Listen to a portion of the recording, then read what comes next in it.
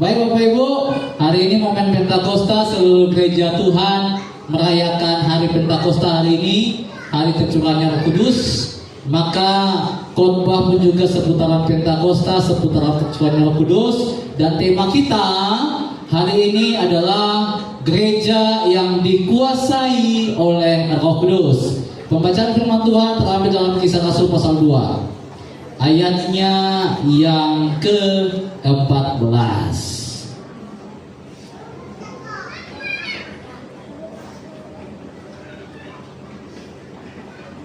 Ada beberapa ayat yang dibacakan, tolong baca Bang Kukung.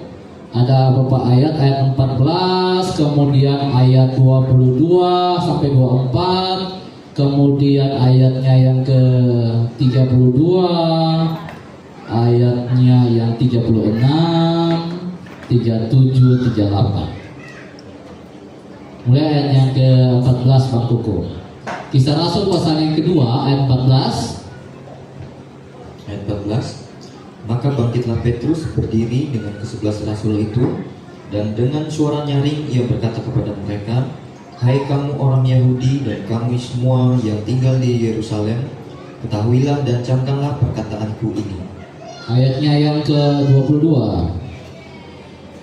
Hai orang-orang Israel, dengarlah perkataan ini. Yang aku maksudkan ialah Yesus dari Nazaret, seorang yang telah ditentukan Allah dan yang dinyatakan kepadamu dengan kekuatan-kekuatan dan mujizat-mujizat dan tanda-tanda yang dilakukan oleh Allah dengan perantaraan Dia di tengah-tengah kamu, seperti yang kamu tahu. Dia yang diserahkan Allah menurut maksud dan rencananya telah kamu salibkan dan kamu bunuh oleh tangan bangsa-bangsa durhaka. Tetapi Allah membangkitkan Dia dengan melepaskan Dia dari sengsara maut, karena tidak mungkin Ia tetap berada dalam kuasa maut itu. 32-33. Yesus inilah yang dibangkitkan Allah, dan tentang hal itu kami semua adalah saksi. Dan sesudah Ia ditinggikan oleh tangan kanan Allah dan menerima Roh Kudus yang dijanjikan itu, maka dicurahkannya apa yang kamu lihat dan dengar di sini. 36-38.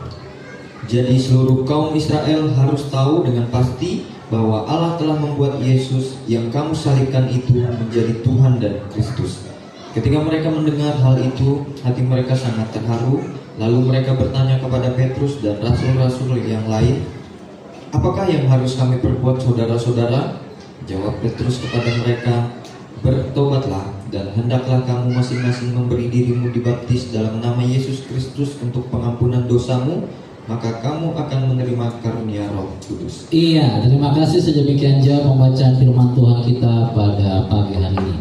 Bapak Ibu, tema kita gereja yang dikuasai oleh Roh Kudus. Dikuasai itu Bapak Ibu artinya dikendalikan. Bapak Ibu percaya atau tidak, kita di dunia ini, hidup kita ini dikendalikan oleh 3 pribadi. Ya, 3 pribadi. Yang pertama, pribadi diri kita sendiri, kita yang mengendalikannya. Contohnya kita yang memang sifatnya egois, kita yang memang sifatnya kerampak, kita yang memang sikapnya acuh tak acuh, ataupun sikapnya ya seperti apapun itu karena sifat pembawaan kita yang mengendalikannya. Egois itu yang mengendalikan kita, marah itu yang mengendalikan kita, kerampak itu yang mengendalikan kita, ataupun sifat-sifat kita yang mengendalikan kita. Itu pribadi. Yang kedua Bapak Ibu, karena kita punya sifat-sifat ini bisa dikendalikan oleh pribadi yang kedua, roh Tuhan atau Roh Kudus atau roh setan. Ya, roh setan Bapak Ibu.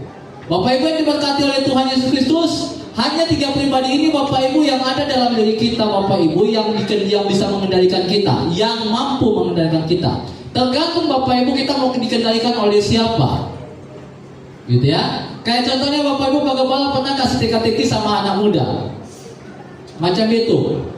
Kayak kucing putih dengan kucing hitam, miau putih dengan miau hitam bertangkap.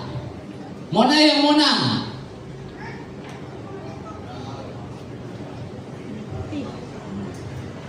Kira-kira siapa yang menang Bapak Ibu?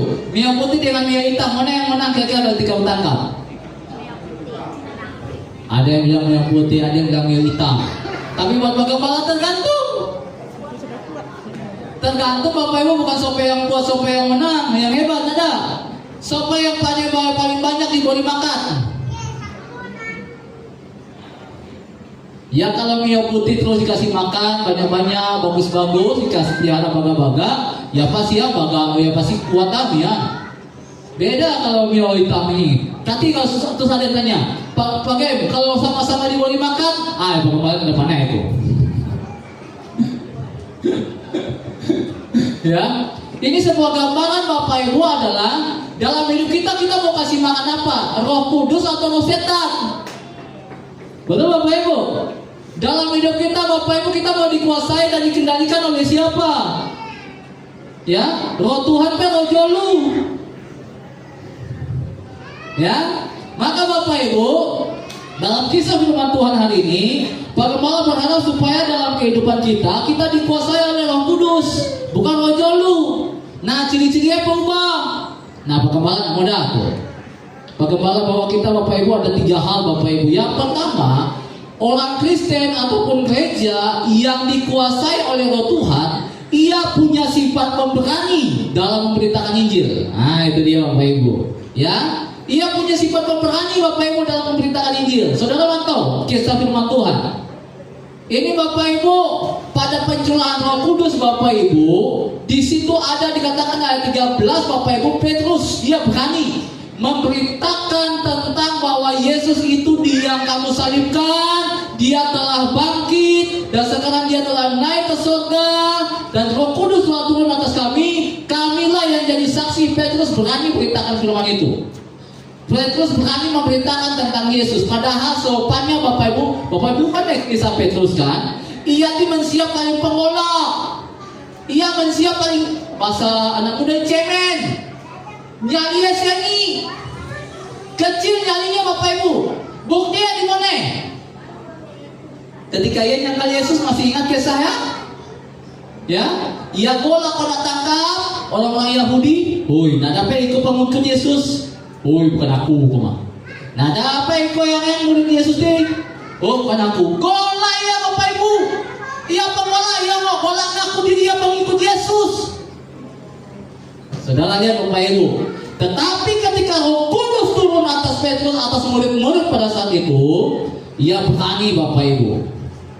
Dia berani beritakan, oh orang Yahudi, ya, kami itu tidak mabuk, kami tidak mudah. Kalau Yesus yang kamu fitnah, yang kamu salibkan itu, ia telah mati dan ia telah bangkit. Ya, Petrus muda tuh. Dan kami itu saksi. Saudara lihat Bapak Ibu, bagaimana Roh Kudus memberikan keberanian bagi Petrus untuk memberitakan tentang nama Yesus. Saudara lihat baik-baik Bapak Ibu. Dalam kehidupan kita tuh berubah Bapak Ibu. Bapak Ibu lihat baik-baik Bapak Ibu. Orang Kristen kalau dikuasai oleh Roh Kudus, dia pasti ada golak. Amin. Ia pasti ada golak. Masih ingat firman Tuhan kenaikan? Ia pasti ada golak. Berjalan tengah malam ada golak. Amin.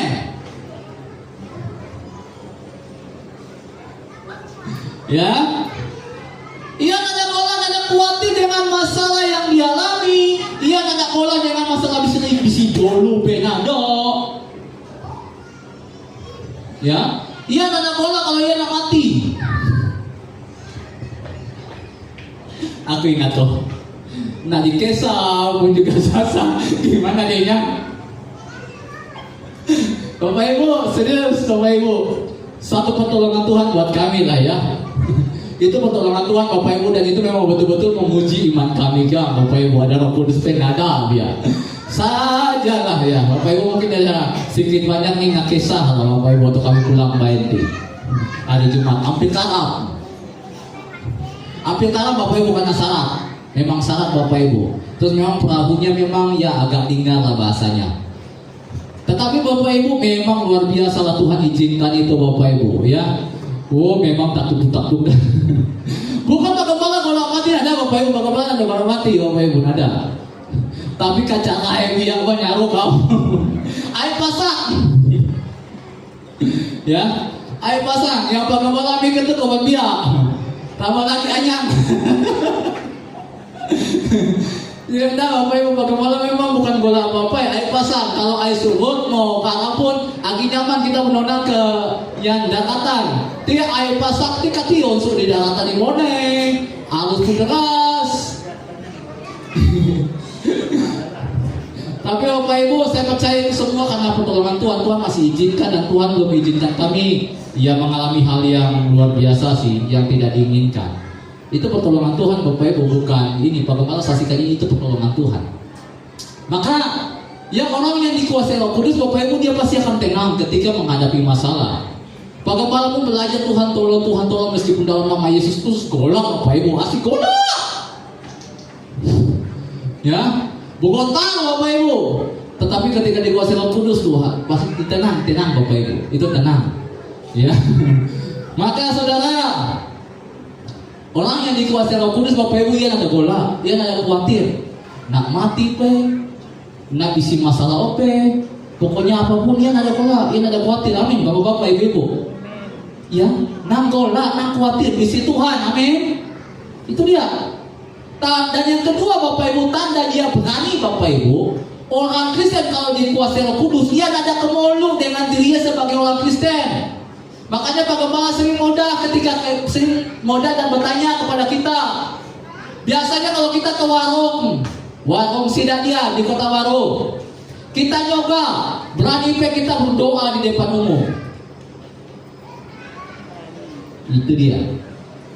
Berani menunjukkan bahwa kita ini orang Kristen. Undang kemolu Bapak Ibu kita ngaku diri sebagai orang Kristen. Serius. Tuhan maunya Bapak Ibu barang siapa yang malu mengakui aku sebagai anak, aku akan mengakui malu juga mengakuinya sebagai di hadapan Bapa. Tuhan akan malu Bapak Ibu mengakui kita sebagai anak Tuhan Bapak Ibu. Ya, kalau kita malu, kalau kita kemolu, maka saudara orang Kristen Bapak Ibu kalau dikuasai Roh Kudus dia pasti berani Bapak Ibu menunjukkan bahwa dirinya ini orang Kristen. Dan betul-betul dia tidak akan pernah takut dengan namanya masalah hidup ini. Amin Bapak Ibu. Amin ya. Harus berani Bapak Ibu kalau dikuasai oleh Roh Kudus. Jadi kalau berjalan tengah malam, lalu kereta, nanggola, amin.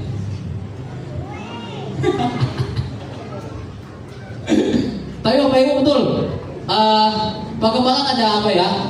Memang dibilang sama Ibu Pendeta. Memang bisi berona memang di kereta ya bisi berona. Ketika ia berdoa Bapak Ibu memang ada penampakan, ada penglihatan daripada Tuhan diberikan baginya Bapak Ibu dan memang bisi berona. Tengah malam sih dia berdoa di kereta ya Bapak Ibu. Tengah malam berdoa di kereta ya. Amatan. Tapi nanggola, amin. Wah, bagaimana modal macam itu dah bola tengah malam dah berlalu tuh.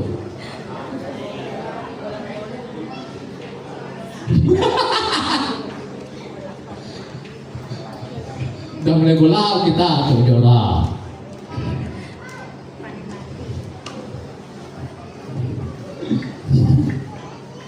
Ya, maka Bapak Ibu, mari Bapak Ibu kita punya Tuhan Yesus sampai kabul kita. Ya, itu yang pertama Bapak Ibu ya. Orang Kristen yang dikuasai Roh Kudus, gereja yang dikuasai Roh Kudus dia pasti berani. Berani menghadapi masalah, berani menghadapi ketakutan. Ia juga tidak akan pernah malu menyebut dirinya adalah orang Kristen. Itu yang pertama. Yang kedua, ciri-ciri orang yang gereja yang dikuasai oleh Roh Kudus memang adalah orang Kristen itu hidup di dalam pertobatan. Nah, saudara baik-baik, ingat baik-baik Bapak Ibu. Orang Kristen yang dikuasai oleh Roh Kudus Bapak Ibu dia hidup dalam pertobatan Bapak Ibu. Ketika dia tahu bahwa dia salah, dia ngaku dirinya Bapak Ibu dia salah di hadapan Tuhan, maka dia pasti akan hidup berubah, dia akan hidup bertobat Bapak Ibu. Saya mau katakan Bapak Ibu pertobatan itu memang kasih karunia Tuhan. Itu hanya anugerah Tuhan. Orang pandai bertobat Bapak Ibu itu hanya kasih Tuhan. Maka bersyukur Bapak Ibu jika kita bisa bertobat karena kasih Tuhan ada padanya. Tetapi mungkin jika ada di antara kita mungkin atau keluarga-keluarga kita atau mungkin anak-anak kita yang opan jora bahasa kita Bapak Ibu, memang terus kita doakan. Kalau mau memang mulut ada pandai mempoda Bapak Ibu, ingat baik-baik Pak Gembala seringkali ajarkan. Kalau udah mulut ada pandai mempoda, jari udah ada pandai melasah, kaki dan ada pandai sipak, maka lutut tuh yang melutut. Amin. Amin Bapak Ibu. Serius. Karena hanya orang itu bisa bertobat karena kasih Tuhan, bukan karena usaha kita. Pak Gembala ada pandai mengubah pribadi kita, ada pandai. Hanya Tuhan yang mampu mengubahkan Bapak Ibu.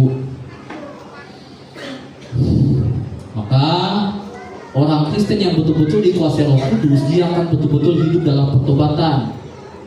Ya, maka Bapak Ibu ingat baik-baik, pertobatan itu oleh karena kasih Tuhan. Yang kedua, pertobatan itu pertobatan itu tidak terjadi oleh karena kita mantau mujizat, kita mantau sesuatu hal yang supranatural. Bapak Ibu ingat, kisah Pentakosta Bapak Ibu, ada 3 hal supranatural yang terjadi, 3 kejadian yang memang di luar nalar. Bapak Ibu ingat dalam Kejadian pasal 2, Kisah Rasul 2. Yang pertama Bapak Ibu, angin rebot, angin topan keras, kemudian muncul lidah-lidah api. Bapak Ibu lihat baik-baik, muncul lidah-lidah api, kemudian muncul bahasa-bahasa lidah, bahasa-bahasa roh. Bahasa roh Bapak Ibu bukan berarti kayak nada, tetapi itu bahasa-bahasa orang-orang pada saat itu, bahasa Partia, bahasa Pergamus, bahasa-bahasa orang yang pada saat itu datang ke Yerusalem Bapak Ibu. Itu bahasa-bahasa lain, ya. Contohnya Bapak Ibu, kita yang ada pandai bahasa Cina, tahu-tahu oleh karena dikuasai Roh Kudus kita pandai bahasa Cina.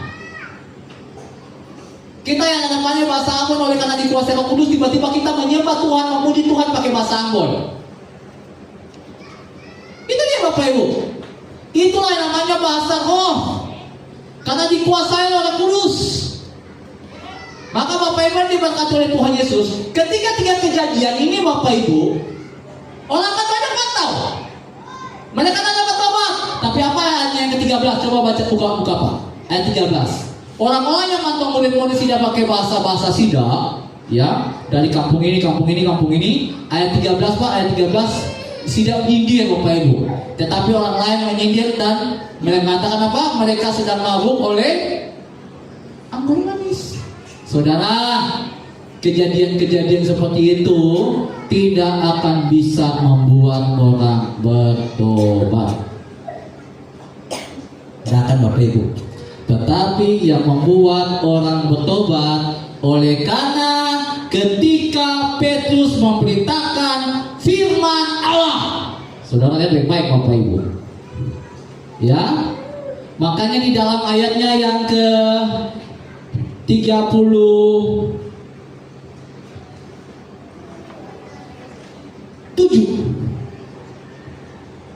hati mereka terharu Bapak Ibu ketika mendengar itu.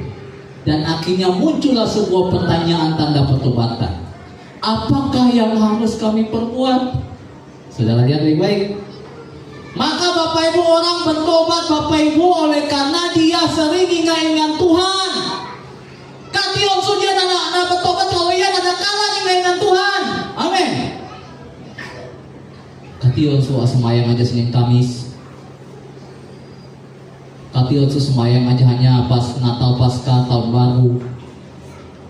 Itu pun semayang datang gereja, habis kesembahan, bekati onsu. Susah Bapak Ibu. Maka Pak Gembala tidak panen, serius Pak Gembala tidak panen. Kano pun percuma Bapak Ibu.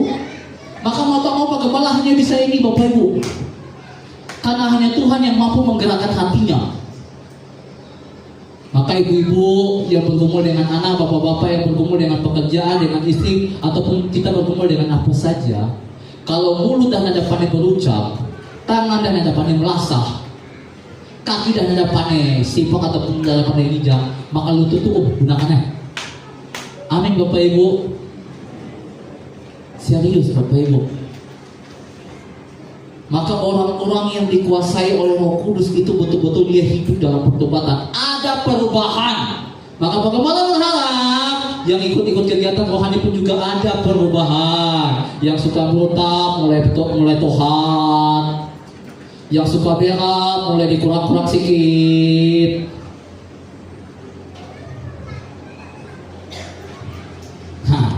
Mulai ya senyum-senyum. Yang ada anak-anak apa dia mulai agak kurang aman lagi. Amin ibu-ibu. Siki Sunyi. Amin mama. Haleluya. Cahaya. Yang kedua ya Bapak Ibu ya, mari hidup dalam pertobatan. Terakhir, orang-orang Kristen ataupun gereja yang dikuasai oleh Roh Kudus, dampaknya oleh karena dia berani memberitakan Injil, dia punya sifat keberanian, dia hidup dalam pertobatan, dan dampaknya Bapak Ibu orang yang dikuasai Roh Kudus adalah dia memberi diri. Dia memberi diri bagi pekerjaan Tuhan Bapak Ibu, ya. Dia betul-betul tahu dia sudah dikuasai oleh Roh Kudus, dia tahu dia sudah diselamatkan oleh Tuhan, dia mau hidup berubah, dia mau memberi diri bagi pekerjaan Tuhan. Saya percaya itu. Dia akan memberi diri. Bapak Ibu ingat kisah gereja mula-mula, apa yang mereka lakukan? Mereka memberi diri mereka untuk pekerjaan Tuhan. Mereka bersekutu bersama-sama, mendengarkan firman Allah, dan mereka segala kepunyaan mereka adalah kepunyaan bersama. Artinya Bapak Ibu bahwa mereka mau memberi diri mereka untuk melayani Tuhan dalam bentuk apapun. Dia melayani Tuhan bukan hanya di mimbar Bapak Ibu, bukan hanya di mimbar, bukan hanya berkuat-kuat kayak Pak Gembala, ada, bukan hanya mimpin pujian, menari bintun, ada. Tetapi ketika kita mau melayani Tuhan, ketika kita keluar dari pintu gereja itu Bapak Ibu, dan bagaimana kita melihat orang-orang di sekitar itu, supaya mereka juga selamat sama dengan kita, itu dia. Dan bagaimana kita melihat pengembangan gereja ini, kita dukung benar-benar pengembangan gereja ini, ya. Terus tegang gigi kawe daya. Nah, lamonnya kita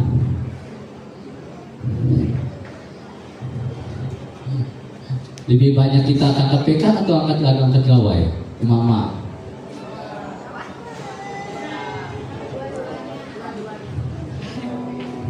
Nah, ada gawe daya, ada gawe itu. Lebih banyak berjoget di panggung kita itu, panggung gereja, atau banyak panggung joget di panggung pentas.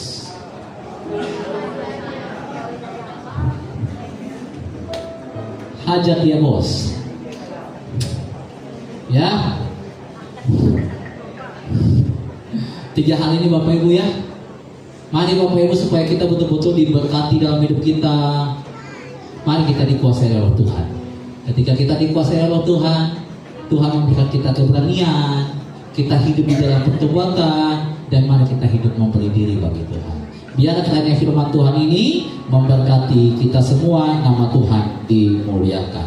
Kita semua bangkit berdiri.